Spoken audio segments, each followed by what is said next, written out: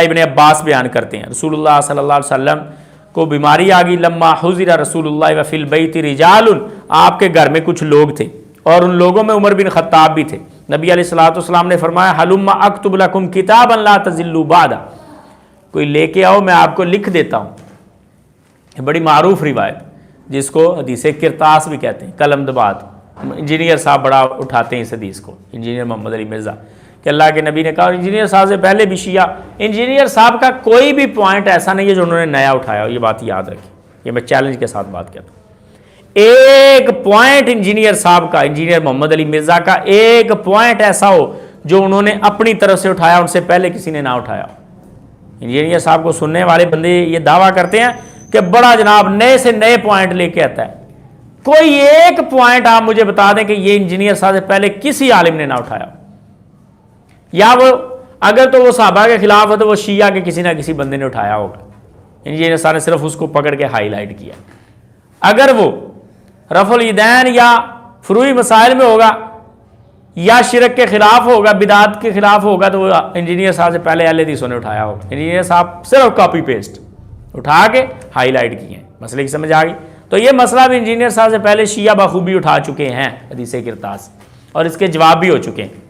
اور وہ مسئلہ یہ ہے کہ اللہ کے نبی کے پاس اصحاب موجود تھے اور عمر رضی اللہ تعالیٰ عنہ بھی ان میں موجود تھے، اور نبی علیہ الصلوۃ والسلام نے کہا ہلم اکتب لکم کتابا لا تضلوا بعد، کوئی کتاب لے کے آؤ میں تمہیں لکھ دیتا ہوں، میرے بعد گمراہ نہیں ہوگی۔ عمر رضی اللہ تعالیٰ نے فرمایا ان النبی قد غلب علیہ الوجع، اللہ کے نبی اس وقت تکلیف میں ہیں، وعندکم القرآن، اللہ کے بندو تمہارے پاس قرآن موجود ہے، فحسبنا کتاب اللہ، ہمیں قرآن مجید کافی ہے۔ اور یہ اللہ کے نبی نے ہی ہمیں اپنی زندگی میں بتایا ہوا تھا کہ کتاب اور سنت کو مضبوطی سے پکڑ لو، میرے بعد گمراہ نہیں ہوگی۔ یہ حضور نے بتایا، حضور کی تعلیمات ہی حضرت عمر کے اندر بول رہی ہیں، اور فرمایا کتاب کافی ہمیں۔ فاختلف اہل البیت فاختصموا، گھر والے نے جھگڑا، فاختصموا گھر والے اختلاف کرنے لگے، جھگڑا ہونے لگا۔ منہم من یقول، بعض ایسے تھے قربوا، وہ کہہ رہے قربوا یکتب لکم النبی کتابا لن تضلوا بعد، تم دے دو کتاب، اللہ کے نبی کچھ لکھ دیں۔ بعض ایسے تھے جو کہہ رہے تھے کہ نہیں رہنے دو، حضرت عمر کی بات درست ہے، نہ دو، آپ کو خام خواہ تکلیف میں مبتلا کرنے کے مترادف ہے۔ فلما اکثر اللغو والاختلاف عند النبی، جب اللہ کے نبی کے پاس باتیں زیادہ ہونا شروع ہو گئی تو نبی علیہ الصلوۃ والسلام نے فرمایا قوموا، کھڑے ہو جاؤ، جاؤ۔ رسول اللہ صلی اللہ علیہ وسلم نے ان کو کہا جاؤ۔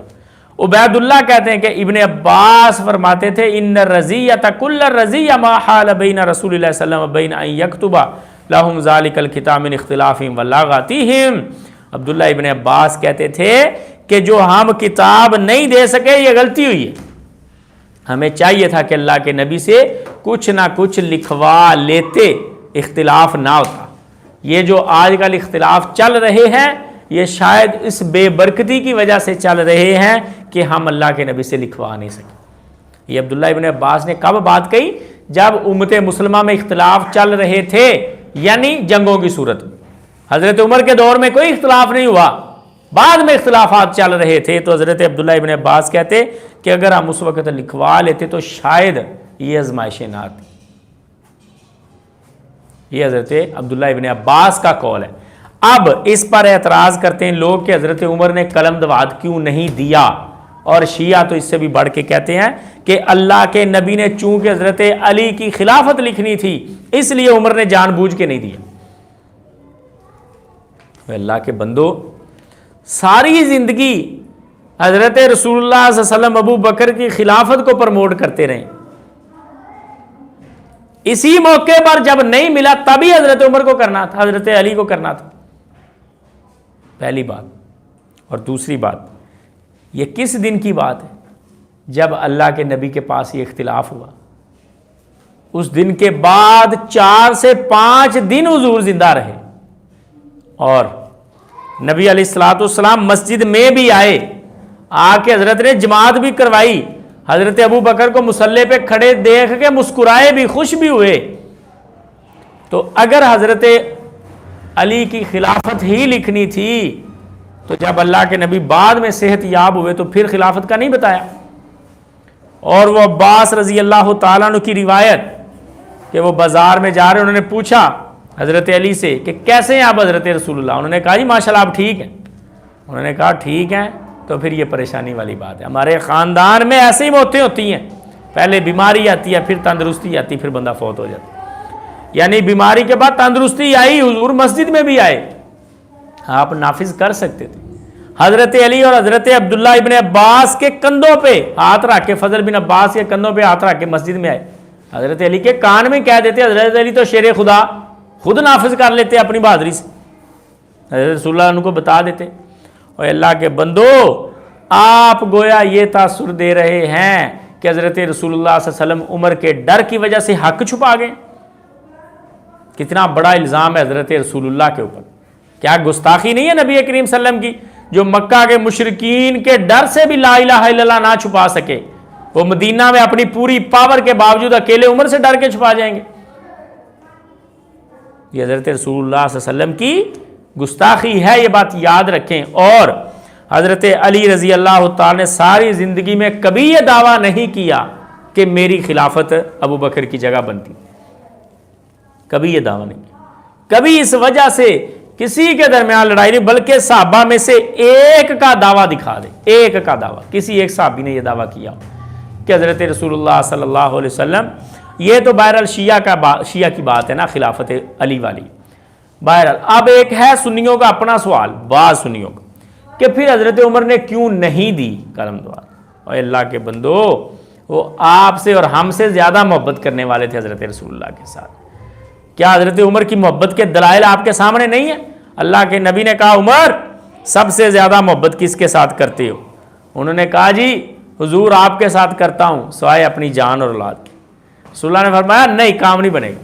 انہوں نے کہا اللہ کے نبی اپنی اولاد سے بھی زیادہ محبت آپ کے ساتھ، فرمایا کام نہیں بنے گا۔ انہوں نے کہا اللہ کی قسم اٹھا کے کہتا ہوں اپنی جان سے بھی زیادہ، اپنے مال اولاد سے سب سے زیادہ محبت آپ کے ساتھ۔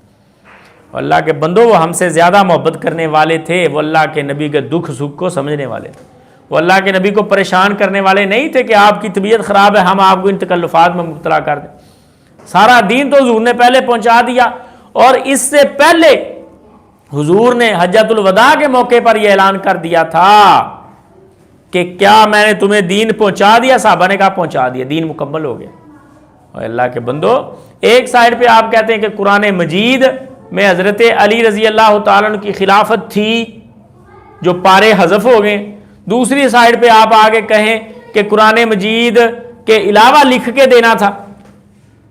حضرت عمر یہی کہہ رہے ہیں نا کہ ہمیں قرآن کافی ہے، تو اگر قرآن کے اندر موجود ہوتی ہے آپ کی باتوں میں خود تضاد ہے، تو سیدنا رسول اللہ صلی اللہ علیہ وسلم کے اصحاب پر بھی یہ تہمت ہے، اور اللہ کے نبی کی بھی گستاخی ہے کہ حضور صلی اللہ علیہ وسلم نعوذ باللہ عمر کے ڈر سے حق کو چھپا گئے، یہ نہیں ہو سکتا۔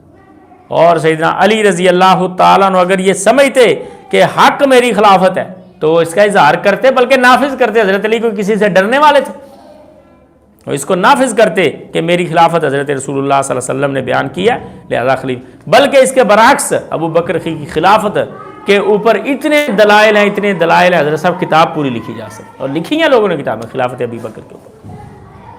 شیعہ کے جواب میں رسول اللہ صلی اللہ علیہ وسلم کہہ رہے ہیں ساری کھڑکیاں بند کر دو، صرف ابو بکر کی کھڑکی رہے۔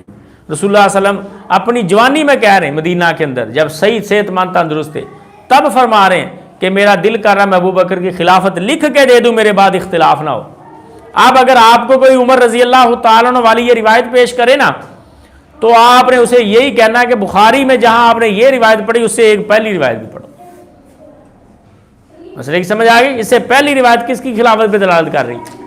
حضرت ابو بکر رضی اللہ تعالیٰ عنہ کی خلافت پر دلالت کر رہی ہے۔ اور رسول اللہ صلی اللہ علیہ وسلم اپنی بیماری میں بار بار کہہ رہے ہیں کہ ابو بکر کو حکم دو، مرو ابا بکر فلیصلی بالناس، ابو بکر کو حکم دو لوگوں کو جماعت کروائے۔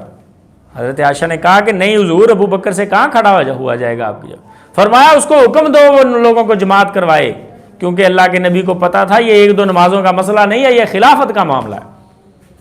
سیدہ عائشہ نے پھر انکار کیا. سیدہ عائشہ کہتی میں دل میں ڈر رہی تھی کہ میرا والد آپ کی جگہ پہ کھڑا ہوگا, لوگوں کو اچھا نہیں لگے گا, جو بھی آپ کی جگہ پہ کھڑا ہوگا لوگوں کو اچھا نہیں لگے گا. لوگوں کی محبت ہے حضور کے ساتھ والہانہ. کہتی اللہ کے نبی غصے میں آ گیا, آپ نے فرمایا تم یوسف والیوں والا کام کر رہی ہو, میں کہہ رہا ہوں کہ ابو بکر کو حکم دو. پھر ابو بکر کھڑے ہوئے, اللہ کے نبی نے کھڑکی سے دیکھا ابو بکر کو جماعت کرواتے ہوئے, صحابہ کو پیچھے نماز پڑھتے ہوئے. حضور اتنا خوش ہوئے, مسکرائے, مسجد نور سے بھر گئی. صحابہ کہتے قریب تھا ہم فتنے میں پڑ جاتے, ہم اپنی نمازیں توڑ بیٹھتے. پھر حضور مسجد میں تشریف لائے, حضرت علی اور فضل بن عباس کے کندھوں کے اوپر ہاتھ رکھ کے, اور اللہ کے نبی آ کے ابو بکر کے پاس کھڑے ہو گئے. حضور نے نماز پڑھی, ابو بکر پیچھے ہٹنے لگے. حضور نے اصول ہی بدل دیا ابو بکر کی خلافت ثابت کرنے کے. امام ایک ہوتا ہے کہ دو ہوتے ہیں؟ امام ایک ہی ہوتا ہے. ابو بکر پیچھے ہٹنے لگے, اب حضور پیچھے کھڑے نہیں ہو سکتے تھے, ابو بکر کو پیچھے ہٹنے نہیں دینا چاہتے تھے. اصول یہ تھا کہ امام ایک ہو, حضور نے اصول بدل دیا, دونوں امام کے طور پہ کھڑے ہو گئے. لوگوں کو قیامت تک یہ سبق دے دیا کہ میرے بعد خلیفہ ابو بکر بھی آگے کھڑے ہیں, حضور بھی آگے کھڑے ہیں. حضور کی نماز کی پیروی ابو بکر کر رہے ہیں, ابو بکر کی پیروی پیچھے والے کر رہے ہیں, اور بتا دیا کہ میرے بعد خلیفہ ابو بکر ہے. اتنے زیادہ دلائل ہیں خلافت ابی بکر کے کہ کوئی حدیث کے اوپر, قرآن کے اوپر ایمان رکھنے والا شخص انکار کر ہی نہیں سکتا. کسی نے کیا بھی نہیں, کسی صحابی نے نہیں کیا, حضرت علی نے نہیں کی. خلافت میں حضرت ابو بکر کی خلافت میں بیعت کے اندر حضرت علی کی طرف سے تاخیر ضرور ہوئی ہے, ہم مانتے ہیں, لیکن اس کی ایک وجہ تھی, پرسنل ناراضگی, کہ اللہ کے بندو میں آپ کا اتنا بڑا دوست اور معاون, اور مجھے آپ نے بلایا ہی نہیں بیعت لیتے وقت سقیفہ بنی ساعدہ میں.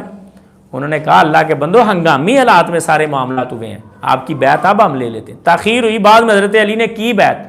اور کسی ایک شیعہ کتاب سے بھی یہ بات ثابت کر دیں کہ حضرت علی نے بیعت لیٹ ہونے کی وجہ یہ بتائی ہو کہ خلافت میری بنتی تھی, کسی شیعہ کتاب سے بھی ثابت نہیں ہوگا.